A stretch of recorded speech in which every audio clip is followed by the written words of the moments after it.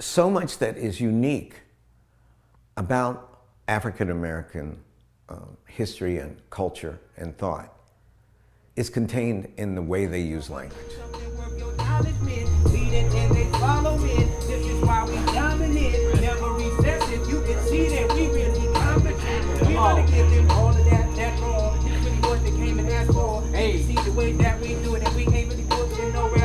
If I push it, it's gonna be a defense, it will be electric. My style is always really dope, complete, and so electric.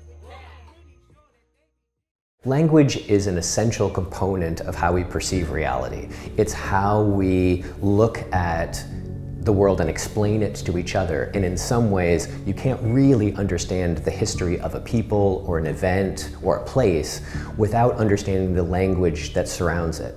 And that's why this dictionary is so important to African American studies, to African American history, because it is one of the components that really helps us understand that experience and how that reality was perceived. Our language is a part of who we are, right, as individuals, but also as communities. And so African American English is as much about the culture of African Americans as hairstyles and clothing and, you know, our own histories. It is a part of who we are as a people, and so we should celebrate that. This is our language, this is the way we speak. It's worthy of celebrating, it's important to write down, it's important to record. Us kind of trying to carry on that tradition is social justice in a way.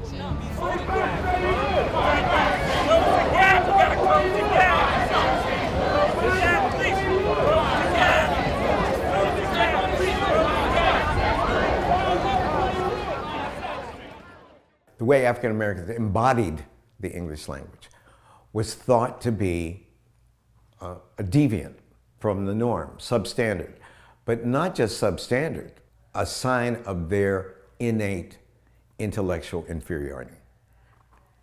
At best, at worst, a sign of their bestiality. Our understanding of African American English, especially outside of linguistic circles, is that it's, you know, somehow bad English, and that the vocabulary itself is mostly slang.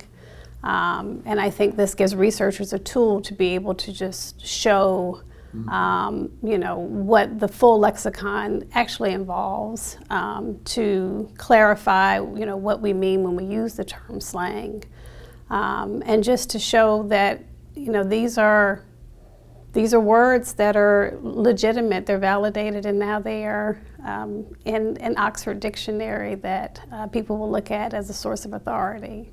The Oxford English Dictionary has been looking at a process around the decolonization of English, you know, in a way that it recognizes that it was a tool of the colonization of the English language for centuries. And so the fact that we are looking really closely at English varieties and really trying to be inclusive around the idea of global English, what that means, how it's evolving now in a way that communities around the world who previously had not really been thought of as contributors to the evolution of the English language, but really are receiving the due that they should have. Thinking about the integrity of the project of How It Remains Black is constantly on our minds. I think, and I think one of the ways we accomplish that is by focusing primarily on Black authors, Black speakers. So rappers who are Black, authors who are Black, playwrights who are Black, and screenwriters who are Black. That is our main focus. We have variant spellings of words to show how people across different regions and again across time might have spelled these words. And some of these words do reflect the way Black people speak. And so one of the things is when a word ends in ing, that G might get dropped off and the word will just end in in. And so there will be words in the dictionary spelled like this, rejecting some of the traditional spellings that we have to reflect the way that Black people actually speak and to reflect the way that Black people are spelling words, in books and, on social media. Everybody so clap.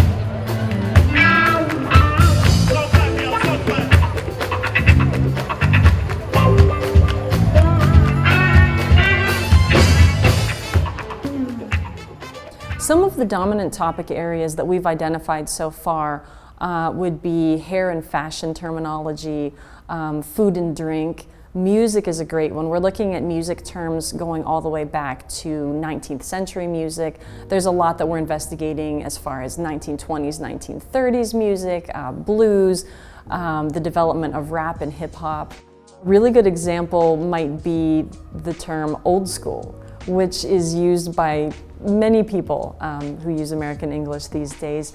It came to have a very specific meaning in the 70s and 80s in African American music. And then as hip hop became popularized, it really reached this wider level. An example is cut up. I've been working on an entry for that, and there are just so many different senses. We've got a music sense for cut up, which is kind of like your jazz musicians from the 1920s. We have evidence of cutting the other person in a musical competition. And then there's also acting up, which, you know, you're cutting up, you're acting up, acting a fool, when you're kind of just rowdy. So that's another sense. There's actually also a dance sense where you're cutting it up on the dance floor, and there's the non-music competition sense. So if you're just fighting someone and you're gonna cut them up.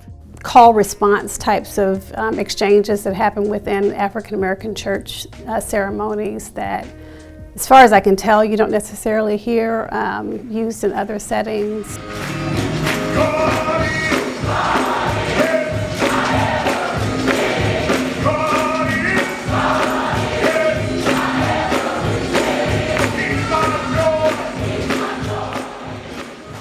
Won't he do it? Yes, he will, you know, is a typical sort of call response that you'll hear. In terms of hair texture, there's the word kitchen that's used to refer to sort of the nape of the neck, the back of the neck, where the hair has a more of a kinky texture.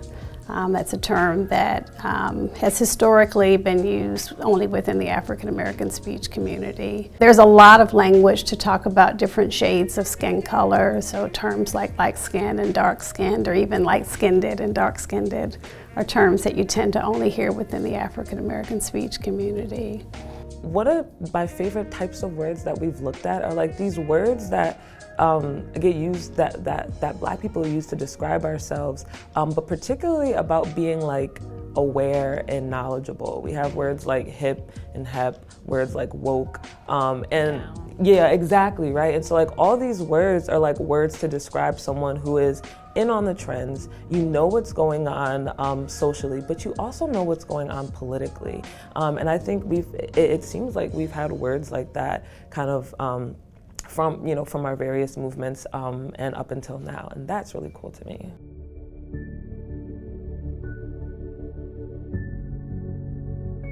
One of the great things about being able just to surf your way through the OED is to read the etymology of words, and the first usage from some text in 1571, and then the next one in 1622, and then a third one in 1733. And you can see how language is dynamic, how language changes by its actual usage. So this is, in effect, history textbook. It's a history of language use. So the only way a word can end up in our dictionary is if you could footnote the usage. What many people don't realize is that the Oxford English Dictionary wasn't compiled by only a group of men in a laboratory in Oxford, but it was a project which called out to English speakers around the world to participate and find citations, find first usages in literature and other publications and send them in. The Oxford English Dictionary was really the first crowdsourced project, that when we think about that concept. And the Oxford Dictionary of African American English follows in that same tradition. It's built on historical principles. We are looking at the first usage and citations of words and how they evolved over time, how they moved from the African American community into a mainstream usage, how sometimes they stayed within that community, the ways in which that language evolved, and it tells us a lot about the history of a people. And African American English is in some ways the story of the African American people. It'll be a surprise to many that a dictionary like this even exists. And our team, I think, will make an effort to make it a tool that will be accessible whether you have a background in linguistics or lexicography, or whether you're an academic or not. The idea is to, as I said, celebrate the contributions of the African American speech community. And so anyone who's interested in understanding how these words get developed and used, people who are just interested in where some of the words come from, because a lot of these words get adopted by the mainstream, and often the African American speech community is not given credit for having created them. And so I think many people will find interest in just understanding that the African American speech community has played this significant role in contributing to the vocabulary in that way.